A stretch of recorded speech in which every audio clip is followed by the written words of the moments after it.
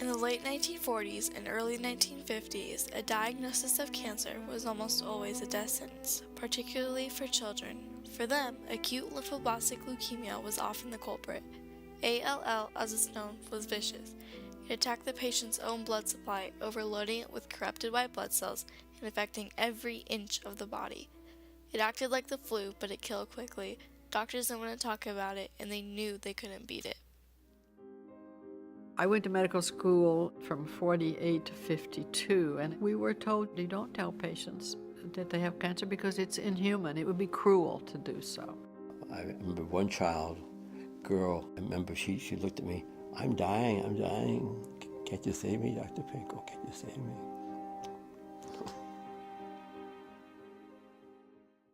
Leukemia was a terrible disease and a horrible way to die.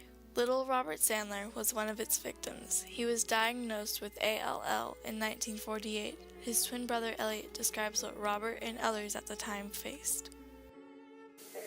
Back then, having cancer, having leukemia was something that people didn't want to talk about, didn't want to acknowledge.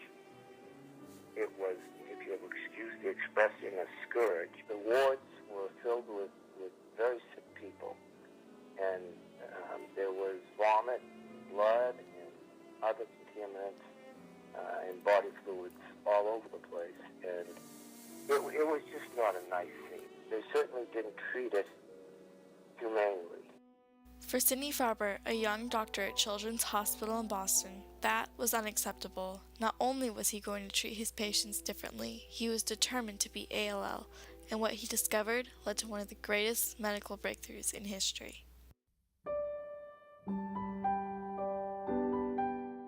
Sidney Farber was born on September 30th, 1903 in Buffalo, New York. He attended the University of Buffalo before entering Harvard Medical School, where he graduated with the class of 1927.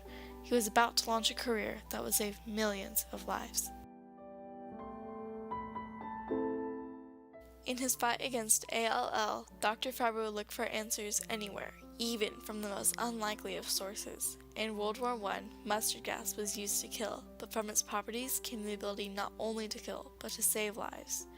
Doctors treating its victims noticed the unusual effect it had on white blood cell counts. Sidney Farber used that information and in 1947 started experimenting with a drug called aminopterin. He found that aminopterin could interfere with the cancer cell's DNA replication, thus limiting the cancer's growth. Little Robert Sandler was the first of Dr. Farber's patients to be treated with aminopterin, and he didn't die right away. His leukemia went into remission. This is what they had been waiting for. While Robert did ultimately succumb to the disease about 6 months later, this was the first time anyone had seen a glimmer of hope. Robert was just the beginning. When a few more of his patients being treated with aminopterin started showing signs of remission, he published his findings in the New England Journal of Medicine. But rather than overwhelming support, he faced tremendous skepticism.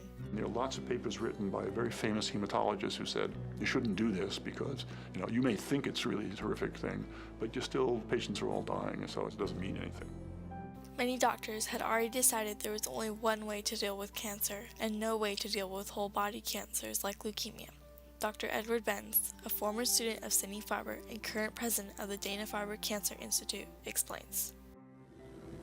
People felt that if you couldn't treat cancer by cutting it out, by curing it surgically, or using brand new technology called radiation therapy, that if you couldn't do that, you were doomed. There was no hope. There was no strategy.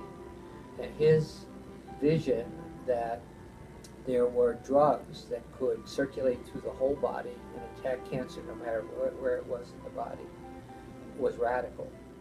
They would be difficult to convince otherwise. Some might have shied away from the challenge, but not Sidney Farber. He was too strong a leader and too driven in his pursuit of a cure. Dr. Farber led the push to change the way leukemia was being treated and viewed. He never wanted his patients to feel alone, and he cared for their families as much as he did them. Dr. Farber was an extremely committed researcher. With all of the horrors that man saw, and all of the horrors, the death that he saw and dealt with, he was a very, very warm, at least the doctor I remember was very warm and friendly. Dr. Farber was on the right track, but meeting the needs of his patients didn't come cheaply. He knew more funding would be needed, and that would require cancer to come out of the shadows. Dr. Siddhartha Mukherjee, author of The Emperor of All Maladies, explains. But then Sidney Farber had another very crucial insight, which is very important to the story, which is that Farber began to wonder whether to bring cancer alive in the public imagination, whether one needed to do more than just being a scientist. So Dr. Farber created the Jimmy Fund. Through it, he could raise money for his kids and gain the public's attention. He chose a young patient of his named Einar Gustafsson to be on the Truth or Consequences radio show. They called him Jimmy to protect his identity. All Jimmy wanted was a TV to watch his beloved Boston Braves, and he got one, and then some. $250,000 was raised that day. Sidney Farber had the public. Now he needed Congress. With the help of noted philanthropist Mary Lasker, he got that too. President Nixon signed the National Cancer Act of 1971, dedicating $100 million to finding a cure. The war on cancer had begun, and it's still being fought. Since its inception in 1947, the Jimmy Fund has raised over $1 billion, and it has led countless others to follow the path begun by Sidney Farber. Today, activities to raise funds for cancer research can be found in nearly every town in America. From eating cupcakes to taking walks, anyone can participate, and all can help reach the goal of curing cancer.